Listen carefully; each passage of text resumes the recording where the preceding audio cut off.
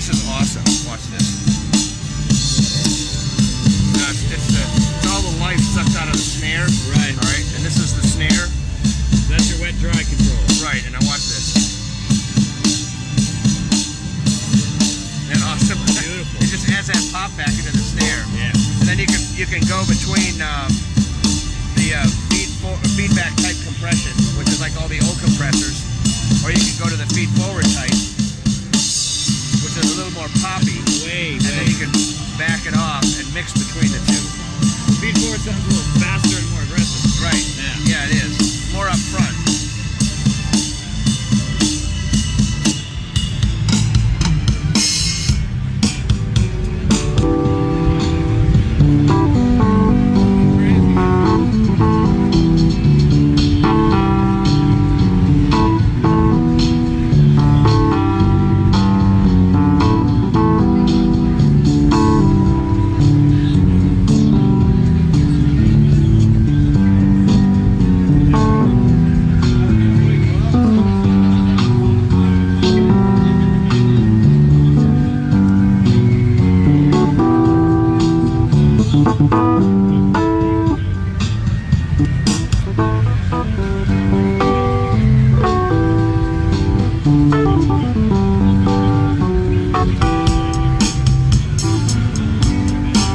Check out the tilt.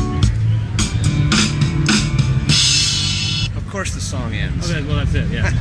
Your mix is over, right? That's right. Can we all go home now? Okay, now this is the tilt control. This is just an overhead, but I'll go from extreme to extreme. So what it's doing is cutting the highs, boosting the lows. Okay. It's cutting the lows and boosting the highs. Where's that center?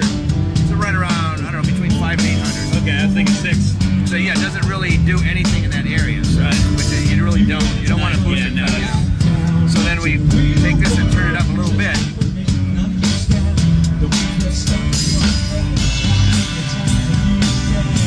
And it just kind of like shifts some of the energy up to the top.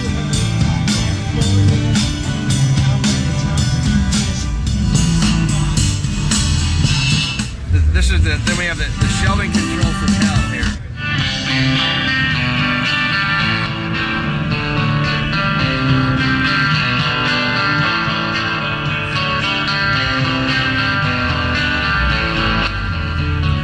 That's 12 dB a boost from 500 on up.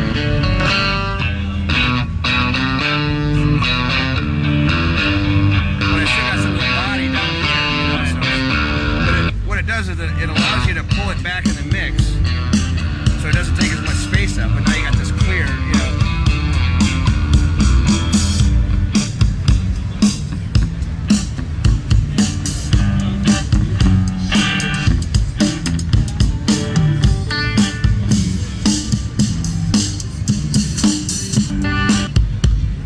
Now with the kick, you can do the same thing.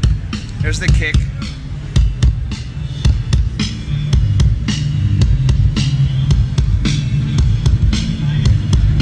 Now with the threshold control, it's so fast that you can literally, like right now, there's nothing left. There's no dynamics left there at all. There's no pop. As you bring it up, you can just bring in how much of the peak of the kick you want. Nice. For those who can't actually hear that, it's so fucking punchy. My chest is caving in. So now you pan between them, and you got the fat kind of normal sound, because this was a pre-compressed kick drum. Yeah, it sounds like it's pretty reined in already. Yeah, so I mean it's great, but now if you want to add a little bit of that snap back to it, so you can do that. Yeah. And it's not overbearing. And most of the time when you do parallel compression, what you're doing is you're really smashing the hell out of it, and then combining it with the dry signal. Whereas, you know, if you just ran the compressor through, you'd be a lot more conservative because you want to kind of have a mix of the two. Right. But this allows you to have the, you know, whatever compressed sound you want, and then you combine that back with the original sound, and you can do a much more aggressive compression and then just bring it in a little bit. And it's sidechain compression. I mean, it's parallel compression, whatever you want to call it, but it allows you to avoid the delay that's in most of the DAWs in doing that, and it doesn't tie up two channels.